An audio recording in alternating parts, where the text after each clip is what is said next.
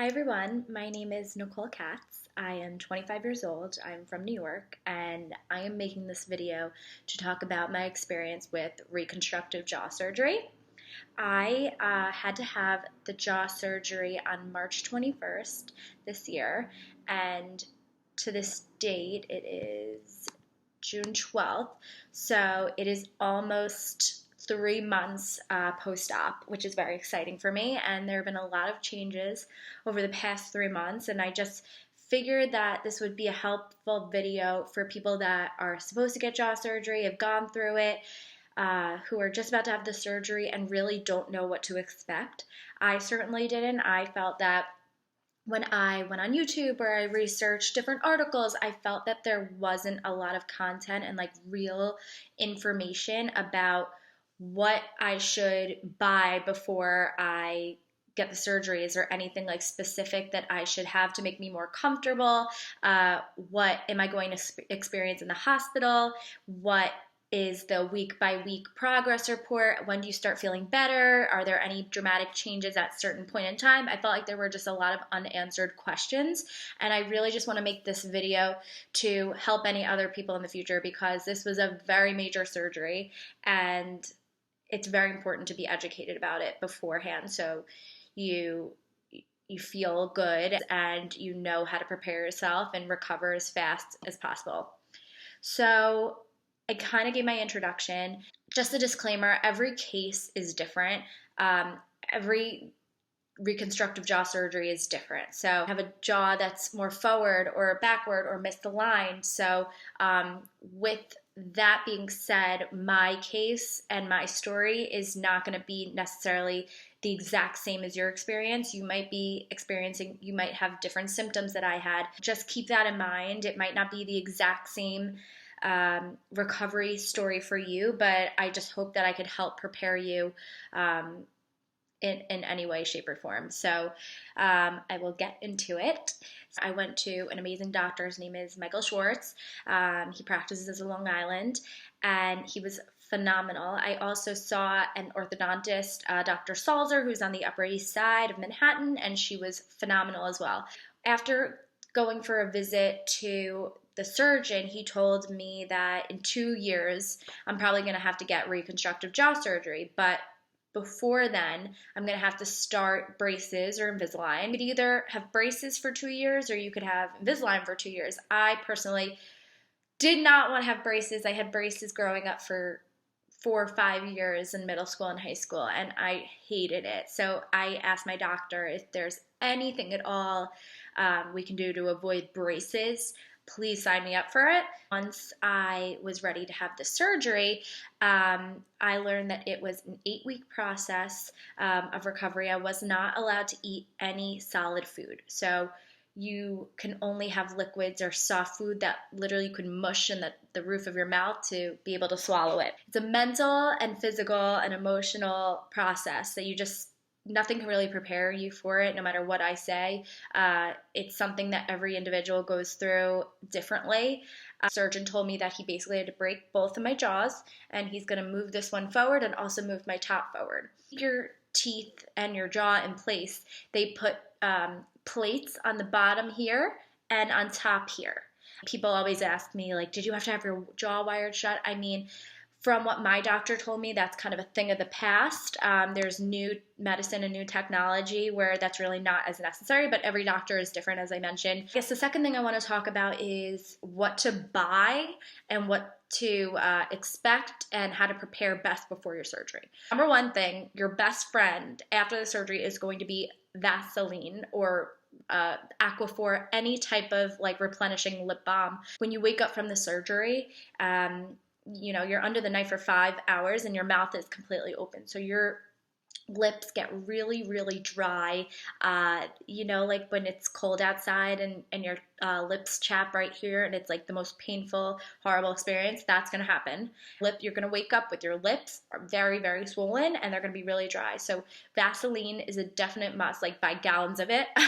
And also something that I felt was really helpful for me is you're going to have to be drinking a lot of fluids. I thought I was going to be drinking Gatorade, like seltzer, like all these like fun like drinks, but I only could drink apple juice. The only thing my stomach could handle. We only drank water and apple juice. So I would recommend apple juice if you like. Also, make sure you have really, really comfy pillows. When you're sleeping for like probably the first month, you're gonna have to be sleeping upwards. You're not sleeping on your side, you're not sleeping face down, you're sleeping upwards. And you're also not gonna be able to breathe because you're gonna be very congested in this area, so you're gonna need to sit up at night. Definitely a must, get really comfy pillows.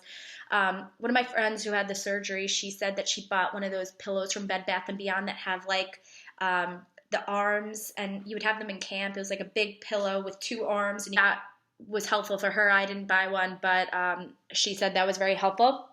Another thing to buy is an ice pack that wraps around your head. That was also my best friend. Constantly gonna feel like achy. It wasn't necessarily like excruciating pain. I never felt like, oh my God, I'm in so much pain, I'm gonna cry. The ice pack just really helped make you feel like good.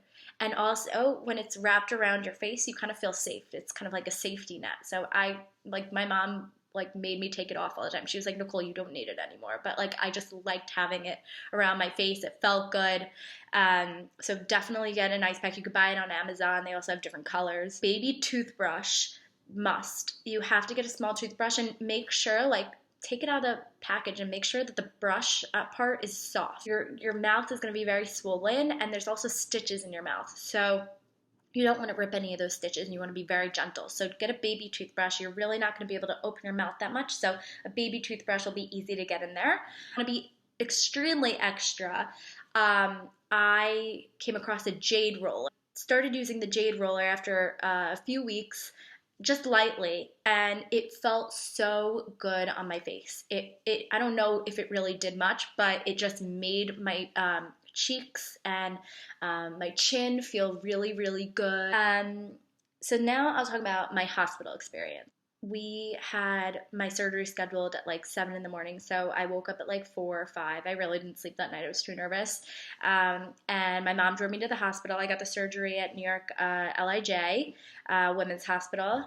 And you go into the emergency room, the surgery area, and you're speaking to a few of the doctors that are going to be in the surgery room with you. You're going to talk to the anesthesiologist, who's going to, just talk to you, have a normal conversation, make sure like you know what's happening. In the surgery waiting room for like about an hour, and the surgeon finally gets there, and he's there to kind of just like get you ready, make sure you're not nervous, it's going to be okay, kind of cheer you up. And then they roll you off, and that's kind of like when the nerves really hit you. So they reel you in on a wheelchair to the operating room, and there's usually 4 to 5 like nurses or assistants that are helping with the surgery there to kind of like talk you down and just say, don't worry, just pretend you're like taking a quick nap, and you'll wake up in 15 minutes, you'll be fine. And that's really what it feels like. When you go under anesthesia, you feel like you just took a 10-minute nap. You don't feel like you were under the knife for like 5-6 hours. You wake up, and it's like you were gone for 15 minutes. One thing that I did not know that I really wish someone told me in advance was you sometimes get a catheter when you're under the knife for that long. They put a catheter in you just to make sure you don't go to the bathroom around the table. So that was something that I've never experienced, and I was like really scared about, but literally is 5 minutes of your life. You don't know what's going on, and you won't even remember it the next day. Usually sleep overnight in the hospital once you are out of surgery. Usually your mom or dad could stay with you overnight, but my surgeon recommended that my mom and dad go home, get a good night rest, and hire an aide to stay with me overnight, because they were going to need their energy the next day. Overnight aide, she was so sweet, so helpful. I really didn't know what was going on. She was giving me all my medicines. You're really, really out of it. You're on anesthesia, you're on pain medicine, you're on antibiotics, you're on all these fluids. So it's going to, come right out of you. So the nurse was really helpful in the middle of the night, like, walking me to the bathroom, back and forth, and also just making sure like I was warm, if I was too hot, too cold, just there just in case I needed someone. It was really, really helpful. You're not going to be able to leave the hospital the next morning when you wake up until you like drink at least like 4 cups of liquid. They will not release you until you start drinking. you probably won't have an appetite. I didn't. Some people actually get really sick from anesthesia and might throw up. That didn't happen for me, luckily, but just to be prepared, the anesthesia might, make your stomach upset. So I came home the next day in the afternoon, and then I started my recovery. I would recommend the first few nights, if you don't mind, someone sleeping with you, whether it's your mom, your dad, your sister, your boyfriend, your girlfriend. Have someone there with you while in the middle of the night, because thank God my boyfriend was there. I could not breathe in the middle of the night. My throat hurt from breathing out of my mouth, and I could not breathe through my nose. So I was like gasping for air, and when my ice pack would get melted, I needed him. I had to tap him and be like, Brian, please get me more ice, or please get me water, please get me more pain medicine, please get me anything. Really can't do it yourself, because realistically, yeah, you could get up and walk around, but it's really not safe if you miss your step, especially at night. So it's really not worth the risk. Have someone there to help you. 3 weeks of recovery were not fun. They weren't painful. I could truly say that during my surgery, I was never in excruciating pain. It was more just being like, I wasn't really able to talk. I was talking like this. I'm really swollen, and you're tired all the time. Like, I thought I was going to be watching so much TV, but I couldn't find anything on the TV. And when I finally found something I wanted to watch, I would just pass out because I was so tired. So you're really not going to have a lot of energy. You think you're going to be watching all this TV, but me personally felt the best way to get through the weeks and the days, is just sleep it off. I slept all day as much as I could, just to like get through the day. 4th week was when I finally felt like, okay, I feel normal. Like, I could go through a work day. Different for everyone. My orthodontist who was helping me, she had the surgery years ago, and she was in the movie theater after day 4, like watching a movie with her friends. So it's different for everyone, but for me, I didn't feel like myself for the first 3 weeks. And you don't want to go out. You don't want to see people. You're extremely swollen. You don't feel like your best self. Note that, like, you're gonna get like yellowy, purpley bruises on your face, and blood, it naturally moves down. So like, that's like gonna move from your chin to your face to your neck to your chest, all normal. But that was just something to note. In that week, I ate like pastina, which is like the little tiny pieces of pasta with butter sauce. I had cauliflower mashed potatoes, which my mom found in the grocery store. Anything mashed, like mashed cauliflower, mashed broccoli, like anything mashed. And I also made a lot of smoothies. I made a smoothie with almond milk, strawberries, blueberries, and banana. I really didn't have much of an appetite I didn't eat for the first 5 days that I was out of surgery and at home. I just drank liquids. I didn't have an appetite, and that's from the anesthesia. It can make you not have any appetite. I guess the last thing I want to discuss is what I didn't know before the surgery and what I wish I knew now, having recovered for 2 months. So one thing I really didn't know, I mean, the doctor told me, but I didn't know that it was going to be like to this extent. Your whole top jaw, your teeth and your palate, your gums, like the roof of your mouth, completely numb. That takes the longest to come back for feeling.